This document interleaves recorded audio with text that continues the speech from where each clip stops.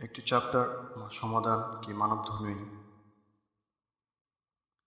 চ্যাপ্টারটির lecture আমরা পুরোটা শোনার চেষ্টা করতেছি ইনশাআল্লাহ। ভিতরে ভিতরে রিহানের জন্য এক ধরনের মমতা অনুভব করে ফেরদৌস। 6 মাস হলো রিহানকে পড়াচ্ছে। কখনো একবারের জন্যও বুঝতে পারেনি রিহানের মাঝে বাসা বেঁধেছে এত বড় রোগ। ওর বাবা না জানলেও হয়তো কোনোদিন জানতেও পারত না। রিহান নটরডেম কলেজে ইন্টারমিডিয়েট ফার্স্ট ইয়ারে পড়ে। অত্যন্ত ব্রেনি ছেলে। ফেরদৌস ও এক্স নটরডেম, বুয়েট ইলেকট্রিক্যাল। উস্তাদ সাগরেদের পড়ার বাইরেও অনেক বিষয় আলোচনা হয়। দিনই বিষয়ে অনেক কথাই ওকে করেছে ফেরদৌস, কিন্তু কখনো একবারের জন্য রিহান কোনো কাউন্টার দেয়নি, যাতে ফেরদৌস বুঝতে পারে যে ওর মাঝে আছে মরণব্যাধি, সংশয়বাদিতা। যে সংশয়বাদিতারই চূড়ান্ত পরিণতি নাস্তিক। হয়তো ফেরদৌস আঘাত পাবে বলে কখনো কিছুই বলেনি রিহান। অধিকাংশ সংশয়বাদী সংশয়ের স্টেজ পার করে নাস্তিকতায় পৌঁছে দুটো কারণে: হয় সংশয়ের উত্তর খুঁজে পায় না, অথবা খুঁজতে গেলে মমতার সাথে উত্তর পায় না, সংশয় নিরসনে না করে লালন করে। আর কিছু হলে একলাফে নাস্তিক। আর কিছু আছে একলাফে নাস্তিক। ইসলামকে বা অন্য ধর্মকে স্বীকার করলে নিজের খায়েশ পূরণের সমস্যা, তাই নাস্তিক। এ ধরনের নাস্তিকরা ঘেটে ঘেটে জোর করে ইসলামকে অসার প্রমাণ করতে চায়। যে সমকামী বা ইনসেস্ট লিপ্ত, তার তো নাস্তিক হওয়া ছাড়া উপায় নেই। মানব ধর্মের বুলি তুলে সব ধর্মকে অস্বীকার না করলে তো নিজের বিকৃতির সমর্থন মিলবে না। রিহান, একটা কথা বলবো? জি ভাইয়া। অঙ্কের খাতা থেকে মাথা উঠিয়ে, আমার মনে হয় তুমি ধর্মে বিশ্বাসী না, ঠিক বলিনি? মাথা ওঠাতেই হলো এবার। কিছুটা ঠিক ভাইয়া। ইসলামের অনেক বিষয়ে আমার ডাউট আছে। কেমন? আচ্ছা ভাইয়া, যেমন জিহাদ, দাসদাসী, নারীদের গৃহবন্দী রাখা, এত আদেশ নিষেধ এই একবিংশ শতাব্দীতে কীভাবে যুক্তিযুক্ত? এত ধর্মতর্ম এই যুগে প্রয়োজন নেই আমার মনে হয়। সাম্প্রদায়িকতা বা হানাহানি মূল এই ধর্ম। এসব ধর্ম ছাড়াও শুধু মানবতা দিয়ে পৃথিবীকে সুন্দর করা যায়, সুন্দরভাবে বাঁচা যায়। আচ্ছা, তোমার কথা হলো মানব ধর্মই সবচেয়ে বড় ধর্ম, মানবতাই সব সমস্যার সমাধান, তাই তো? সবাই যদি আমরা সাম্প্রদায়িকতা বা ধর্মীয় গোঁড়ামি ভুলে মানবতাকে অনুসরণ করি, তাহলে সুন্দর সমাজ নির্মাণ সম্ভব। খুব সুন্দর তোমার ভাবনা। তাহলে আমি তোমাকে কিছু প্রশ্ন করি। পৃথিবীতে সব হত্যা, যুদ্ধ কি ধর্মীয় কারণে হয়? পৃথিবীর যুদ্ধের ইতিহাস বলছে সারা পৃথিবীতে সংঘটিত মোট যুদ্ধের মাত্র 7% যুদ্ধ হয়েছে ধর্মীয় ইস্যু নিয়ে। সর্বমোট নিহত মানুষের প্রায় 2% মানুষ নিহত হয়েছে এই 7% যুদ্ধে। ধরো পৃথিবীতে ধর্ম জিনিসটা নাই, বাকি 93% যুদ্ধ বন্ধ করতে কিভাবে তুমি?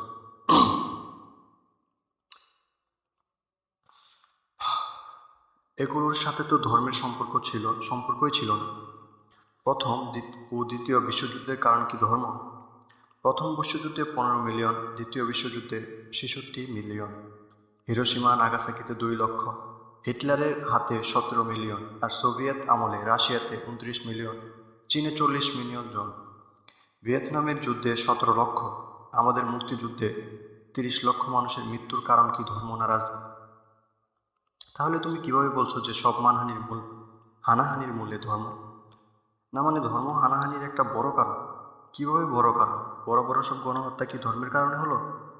যুদ্ধে নিহত 98% মানুষ যে সব যুদ্ধে মারা গেছে, সেগুলোর সাথে তো ধর্মের সম্পর্কই নেই। 2% নিহত হবার কারণটাই বড় লাগছে তোমার? না আসলে, কিন্তু আইএস তো ইয়াজিদি নারীদের ধর্ষণ করছে ধর্মের নামে।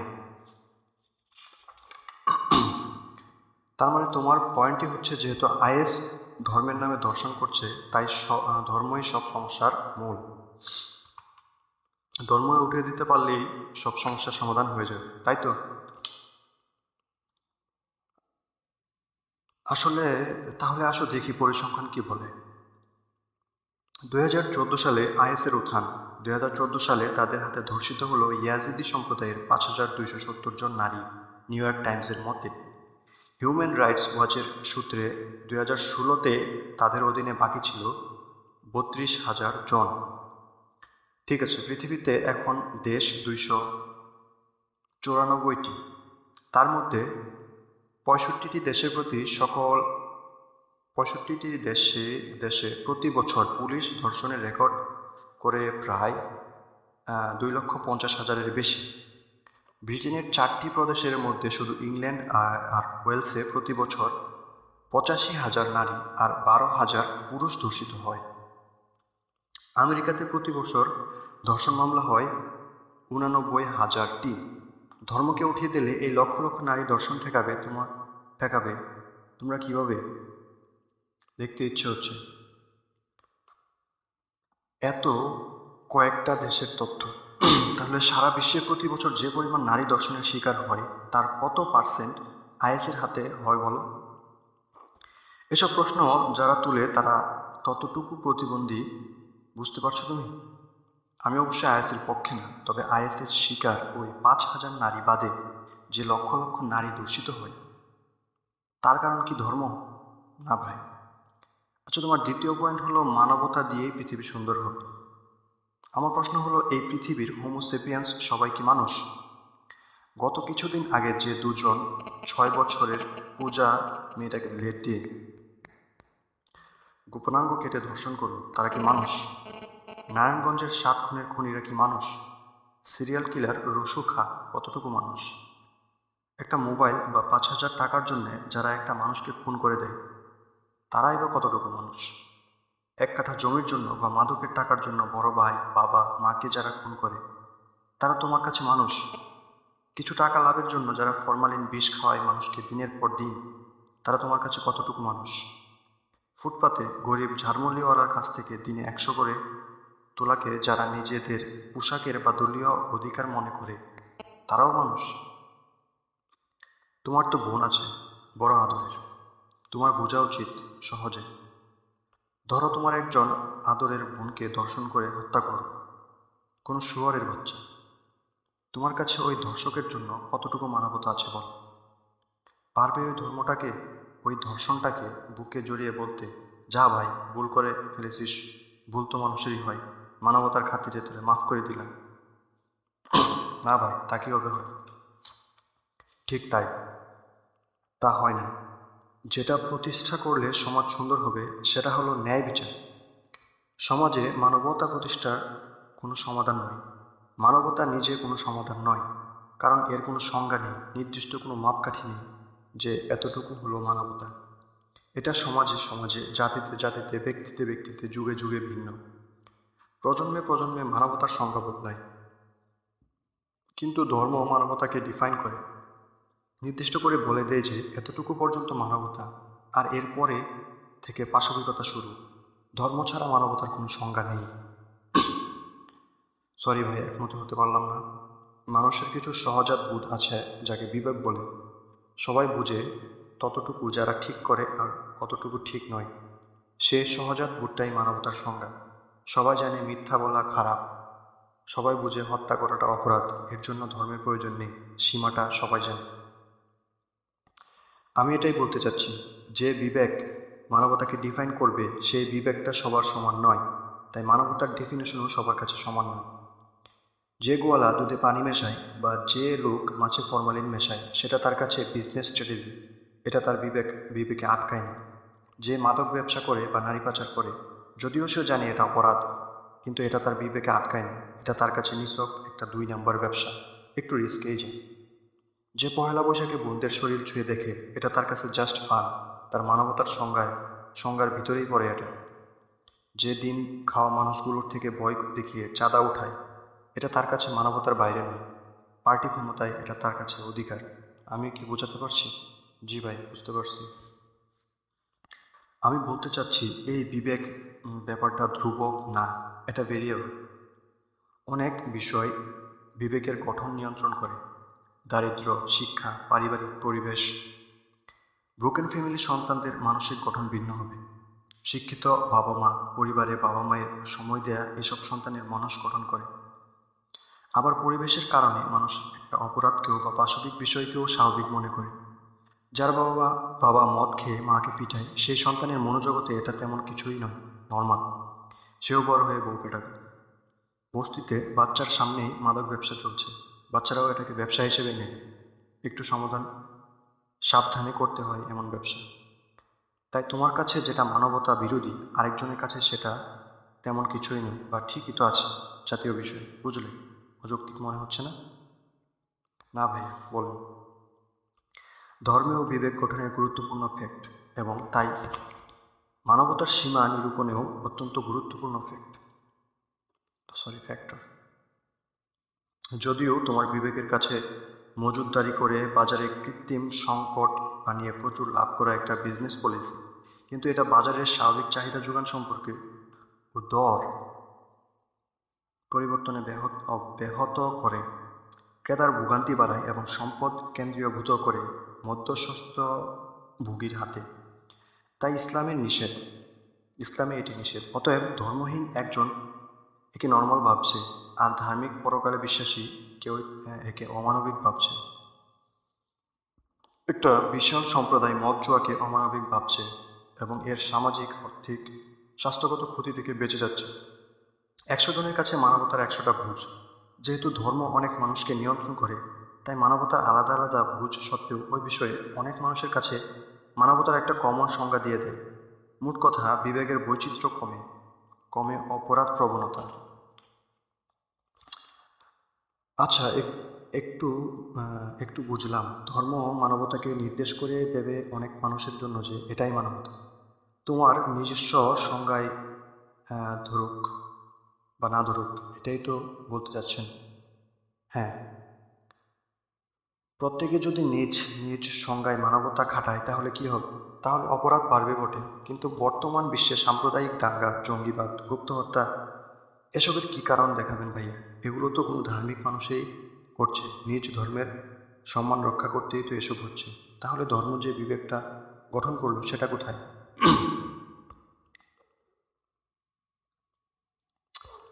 ভালো প্রশ্ন, ভালো প্রশ্ন রিহান।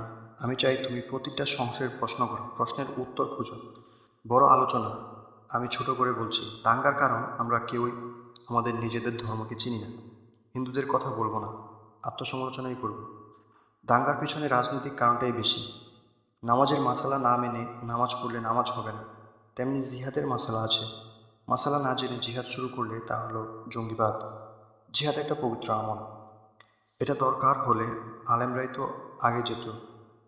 আমার মতে জঙ্গিবাদ দূর করার একমাত্র উপায় হলো জিহাদকে রাগডাক না করে পাঠ্যক্রমে পরিপূর্ণভাবে শেখানো, মাসালা সহ, টিনাটি সহ, যাতে অপব্যাখ্যা করে কেউ ব্রেন ওয়াশ না করতে পারে। এসব দূর করতে হলে ধর্মশিক্ষাকে দূরে রেখে হবে না, বরং ধর্মশিক্ষাকে পরিপূর্ণ করতে হবে। প্রত্যেকে তার নিজ ধর্ম সম্পর্কে পুরোপুরি জানবে। ধর্মে উল্লেখিত মূল্যবোধ, সামাজিকতা, চরিত্র গঠন, নীতিকথা সব পুরো জানবে। অসম্পূর্ণ ধর্মশিক্ষা তো বিবেককেও গঠন করবে অসম্পূর্ণভাবে। এর কাছ থেকে তুমি কি আশা করতে পারো? এ অবশ্য ভাবিনি। তার মানে আপনার মতে মানব ধর্ম বলে আলাদা কিছু নেই। প্রতিটা ধর্মের, বিশেষ করে মুসলিম প্রধান দেশের প্রেক্ষাপটে ইসলামের শিক্ষাকে পরিপূর্ণ করতে হবে, তাহলে মানবতা বা মানব ধর্ম প্রাণ লাভ করবে। ধর্মকে ছাড়া মানবতা just not make any sense, right? ঠিক তাই রেহান। ধর্ম ছাড়া মানবতা যে একটা ফাঁকা বলি, তার একটা ছোট উদাহরণ দিয়ে আমরা আমাদের পড়ায় ফেরত যাই। ইসলাম আমাদের মানবতা বোধে একটা অ্যাড করেছে যে অন্য ধর্মের মহাপুরুষ বা পূজ্য চরিত্রদের গালি দিও না। হতে পারে অজ্ঞতাবশত আল্লাহকেও তারা গালি দিবে। সূরা আল আনামের 108 নম্বর আয়াতে এবারে উল্লেখিত আছে। যার কারণে এটা আমাদের বিবেকে বাদে যে আমরা হিন্দু ধর্মের কোনো চরিত্র হনন করব। কিন্তু নাস্তিক ব্লগারদের কথা যদি তুমি পড়ে থাকো, তবে দেখবে কীভাবে তারা অশ্লীল গল্প রচনা করেছে ইসলামের নবীকে নিয়ে, যাকে 120 কোটি মানুষ নিজের পিতামাতার চেয়েও বেশি ভালোবাসে। ধর্ম না জানা থাকায় এদের মানবতায় জায়গাই পায়নি, এটা যে আরেকজনের অনুভূতিতে আঘাত দেওয়া যাবে। এখানে প্রমাণ হয় যে ধর্ম নয়, বরং পূর্ণাঙ্গ ধর্মশিক্ষা না থাকা এবং ধর্মহীনতাই এই জন্ম দেয় উস্কানির, যেটা কালক্রমে সহিংসতায় রূপ নেয়। কেন সবাই সবার মতকে শ্রদ্ধা করা তোমাদের মানবতার সংজ্ঞায় পড়ে না? বাকস্বাধীনতার নামে আরেকজনের মনে আঘাত দেয়া, এটা কেমন মানতো ওদের? রিহানের নীরবতার মাঝে চোরাবালি থেকে উঠে আসার আকুতি গুমড়ে ওঠে। না জানি এমন কত রিহান দিন শেষে বালিশে মাথা রেখে রশি খুঁজে উঠে আসার, আর Rihan just out of interest. তোমার প্রশ্নগুলো কি শুধু ইসলামের ব্যাপারে, অন্য কোনো ধর্মের ব্যাপারে নেই? যেহেতু আমি মুসলিম ফ্যামিলির, তাই এই ধর্মটা সম্পর্কে আমি কিছুই জানি না। অন্য ধর্ম তো আমি কিছু জানি না, অন্য ধর্ম তো আমি জানি না, তাই ডাউট না রিহান, ব্যাপারটা এটা না। আসলে ব্যাপারটা হলো, তুমি ইসলামের বিরুদ্ধে যে পরিমাণ লেখা পড়েছ, অন্য ধর্মের বিরুদ্ধে সেই পরিমাণ লেখা পড়ো না। ইসলামের যে দিকগুলোর প্রতি আঙ্গুল তোলা হয় তার কোনোটাই তুমি আগে থেকে জানতে না, বা তোমার মনে আগে থেকেই প্রশ্নগুলো ছিল না। এই লেখাগুলো পড়ার পর তোমার মনে প্রশ্ন জেগেছে, ঠিক কিনা? জি ভাই, তা ঠিক। তোমার কি কখনো মনে হয় শুধু ইসলামের বিরুদ্ধেই কেন এত কথা, এত গবেষণা, এত প্রকাশনা? মনে হয়েছে কখনো? না, না ভাই। আচ্ছা, আমি তোমাকে বলি, সব ধর্মগুলো মূল্যবোধ আর সামাজিক জীবন, প্রথা, উৎসব নিয়ে ডিল করে। এগুলো ছাড়াও ইসলামে এমন কিছু বিষয় নিয়ে ডিল করে যেটা অন্য ধর্মগুলো ডিল করে না, যেমন অর্থব্যবস্থা, রাষ্ট্র পরিচালনা, যুদ্ধনীতি, সংস্কৃতি, এক্সেট্রা ইত্যাদি। ইসলাম যখন সুদমুক্ত জাকাত ভিত্তিক অর্থনীতির কথা বলে, তখন ওই শ্রেণীটার সহ্য হয় না যে 1%-এর হাতে পুঞ্জীভূত পৃথিবীর 50% সম্পদ, যা আরও বাড়ছে সুদের দ্বারা। ইসলাম যখন জবাবদিহিতার সাথে রাষ্ট্র পরিচালনার কথা বলে, তখন দুর্নীতিবাজ শাসকেরা মসনদ টেকানোর জন্য ইসলামের বিরুদ্ধে আঙুল তোলে। ইসলাম যখন প্রকৃত বিচার বিভাগের স্বাধীনতার কথা বলে, সেখানে কারো সুযোগ নেই ন্যায়কে পাশ কাটানোর, তখন জ্বালা ধরে লুটপাট আর অপরাধপ্রবণ প্রশাসক ও নীতি নির্ধারকদের, যারা অপরাধ করে পার পেতে চায়। ইসলাম যখন সংস্কৃতির নামে বেল্লাপনাকে নিষেধ করে, তখন ওই বিকৃত মনাদের টনক নড়ে, যারা এসব আর্ট, মিডিয়া, সিনেমা, সংস্কৃতির সুযোগে নিতে চায় নারী দেহের রহস্যের আস্বাদন। তুমিই বলো, যদি কোনোভাবে মেয়েদের অংশগ্রহণ নিষেধ করা হয়, কতজন পহেলা বৈশাখে যাবে ওখানে বাঙালিত্ব ফলাতে?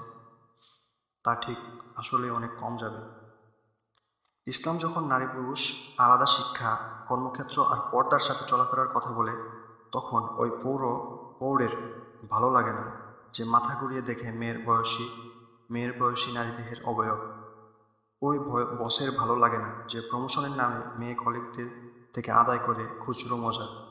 ওই ছেলেটার সহ্য হবে না ইসলামকে যে সহপাঠী মেয়েদের সম্পর্কে বন্ধুদের আড্ডায় বসিয়ে রসে বলে, দুস্থ, এই একটা মাল রে।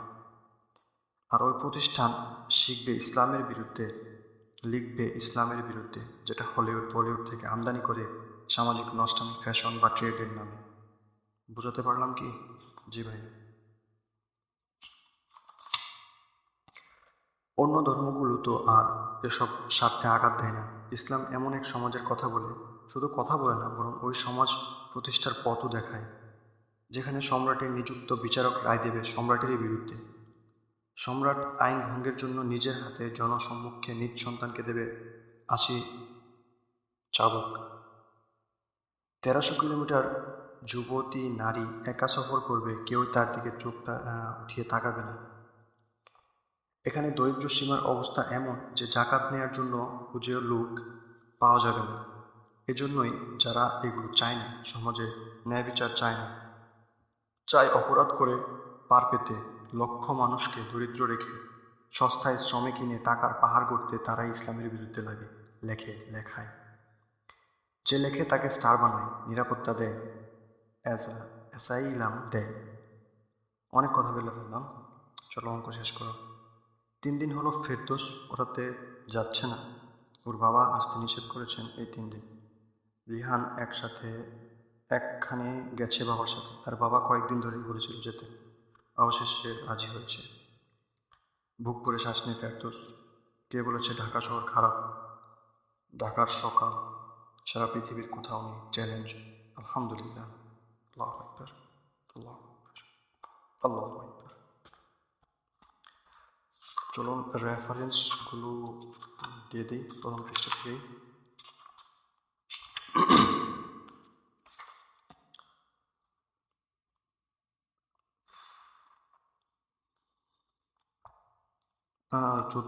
যুদ্ধের ব্যাপারে রেফারেন্সগুলো দ্য এনসাইক্লোপিডিয়া অফ ওয়ার বা যুদ্ধের বিশ্বকোষ নামে একটি বই লেখেন চার্লস ফিলিপস এবং Allen এক্সলেট্রো।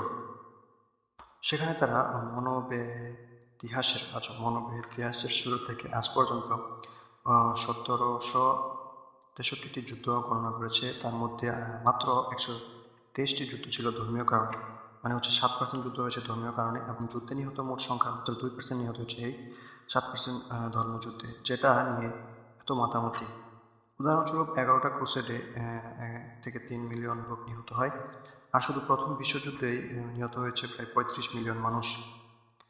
Charles Phillips and Alan Exlendro, 2005, The Encyclopedia of War. উক্ত রেফারেন্স থেকেই আবার ধর্ম নাকি রাজনীতির কারণে যে যুদ্ধগুলো হয়েছে তার রেফারেন্সগুলো। Shaiman and Bros, 2009, An Atheist Defends Religion, Why Humanity is Better Off with Religion Than Without It. Alpha Book, page number 117 and 118, ISBN 1592578543. আচ্ছা, এখানে ওয়েবসাইটে লিঙ্ক দেওয়া আছে, যাই হোক দেখে নেবেন, আপনারা বইটি কিনে নেবেন তাহলে হবে। FBI উপাত্ত অনুসারে 1980 থেকে 2005 পর্যন্ত মোট সন্ত্রাসী হামলার মাত্র 5% হয়েছে মুসলিম সন্ত্রাসীদের দ্বারা। এদিক থেকে বেশ এগিয়ে আছে ল্যাটিনো গ্রুপগুলো, অতি বামপন্থী গ্রুপ আর ইহুদি চরমপন্থীরা। ইউনিভার্সিটি অফ নর্থ ক্যারোলিনা এর সমাজবিজ্ঞানী প্রফেসর চার্লস কুরুজামান সাহেব মুসলিম আমেরিকানদেরকে অবহিত করেছে মেনিকুলাস থ্রেট টু পাবলিক সেফটি বলে। তার সাম্প্রতিক এক রিপোর্টে উঠে আসে 2013 সালে যুক্তরাজ্যে 14,000 খুন হয়েছে। 9/11-এর পর থেকে 2013 পর্যন্ত এখানে মোট খুন হয়েছে 1,90,000 জন, যার মধ্যে মোট 37 জন নিহত হয়েছে মুসলিম আমেরিকানদের হাতে। ওয়েবসাইট লিঙ্ক দেওয়া আছে।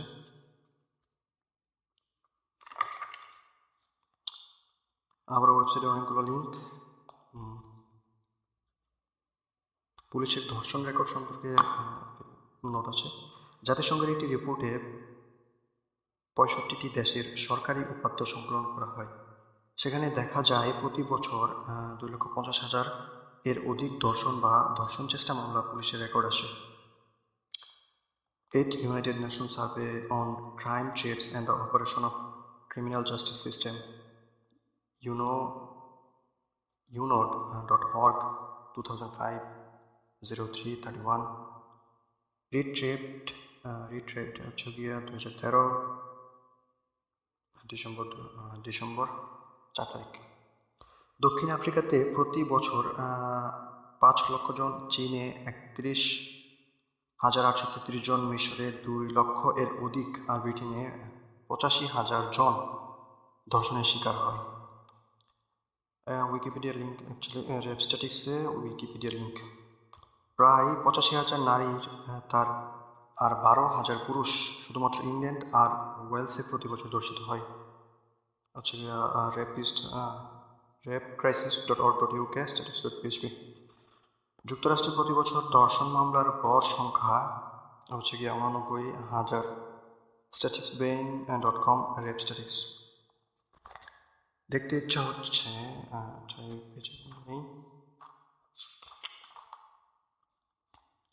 দেন আরও একটি হচ্ছে গিয়ে, এটি হচ্ছে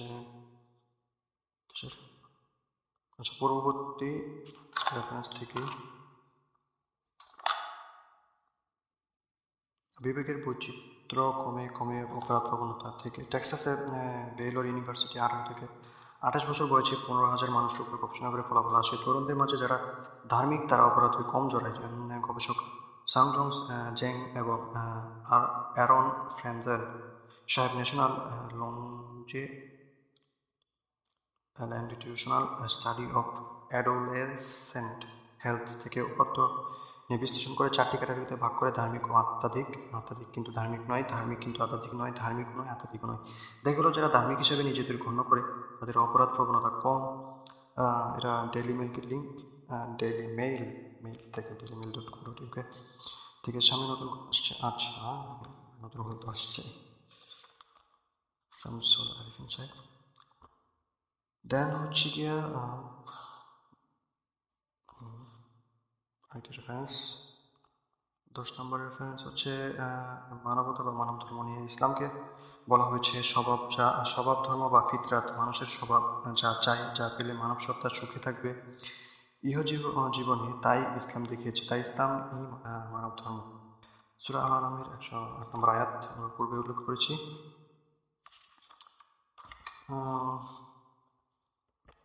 এটা হচ্ছে লাস্টের রেফারেন্সগুলো, যেগুলোতে সম্রাটের বিরুদ্ধে সম্রাটের নিযুক্ত বিচারক রায় দেয় ব্যাপারে কাহিনীটি উল্লেখ করা আছে। তিনি 13 নম্বর রেফারেন্স, তিনি প্রসিদ্ধ কাজী সুরাইয়া নামে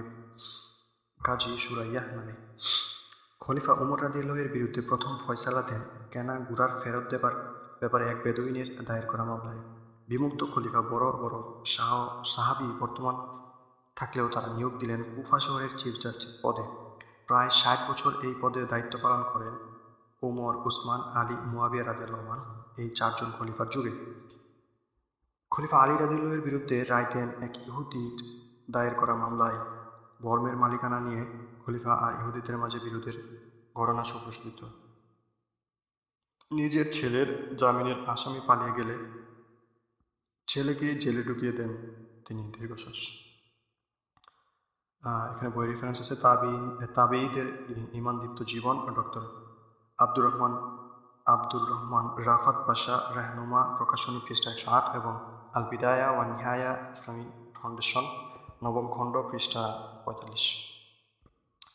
হিজরি 14 সালে খলিফা উমর রাদিয়াল্লাহু আনহু নিজ পুত্র উবাইদুল্লাহকে মদ পানের অপরাধে বেত্রাঘাত করেন। আল বিদায়া ওয়া নিহায়া ইফা থেকে 7ম খণ্ড, পৃষ্ঠা 94। আরেক সন্তান আব্দুর রহমান ওরফে আবু শাহমাকে মদ পানের অপরাধে বেত্রাঘাত করেন। তিনি অসুস্থ হয়ে পড়েন এবং 1 মাস পর মৃত্যুবরণ করেন। মুসান্নাফে আব্দুর রাজ্জাক 17,047 নম্বর। এটা সম্ভবত আসার, যাই হবে। আর এই কাহিনীটা নিয়ে ইতিলাফ আছে, আপনারা এই ব্যাপারে জেনে নেবেন। এখানে অনেক আরও বিষয় আছে। এটা নিয়ে অ্যাকচুয়ালি বেত্রাঘাত করার কারণে এমনটা হয়নি। 15 আদি ইবনে হাতিম থেকে বুখারীর বর্ণনা।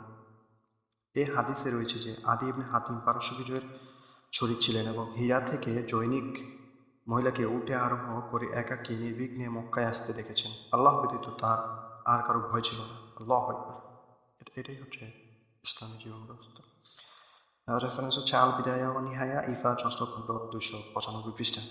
আদি ইবনে হাতিম থেকে তিরমিজির বর্ণনা, নবীজি বলেছেন, যার অধিকারে আমার জীবন, তার কসম, আল্লাহ অবশ্যই এদিনকে এমন পূর্ণতা দিবেন, একাকিনী নারী হাওদার উপর চড়ে সুদূর হীরা থেকে, এটা হীরা হবে না হেরা হবে, হেরা শহর থেকে এসে বাইতুল্লাহ তাওয়াফ করবে, তাকে কোনো লোকের আশ্রয়দানের প্রয়োজন তার হবে না।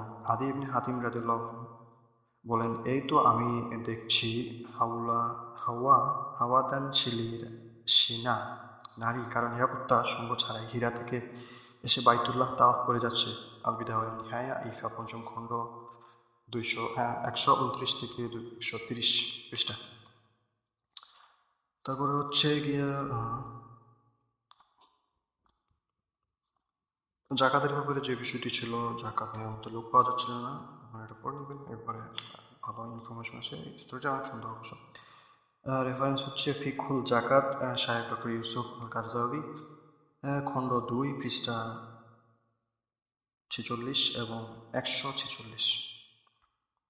Then আরও কিছু রেফারেন্স আছে ব্যাপারে। Andrew report from the first 100 years of the Islamic indicated that zakat had a huge impact on poverty alleviation. Well-known figures on zakat collection during the period exist. A narration from the time of Khalifa Umar bin al-Khattab, 634 to 643 AD. Umar bin Abdul Aziz, rahimahullah, 718 to 720 AD, suggest poverty as eradicated, with rules in some regions struggling to disperse zakat possessed due to the lack of poor and eligible recipients. Then another reference আছে, a number of scholars claim that during the period of Umar bin al-Khattab radhiyallahu anhu and Umar bin Abdul Aziz rahmatullah alayhi, poverty is completely eliminated. Ahmed 2004, Hidayat and Tafarin 2010, MD Isha 2011 and Qardawi 1999. জাযাকাল্লাহ খাইর। আসসালামু আলাইকুম রহমতুল্লাহি ওয়া বারাকাতুহু। মানব ধর্মের অধ্যায়টি আপনারা আলহামদুলিল্লাহ শুনে নিলেন।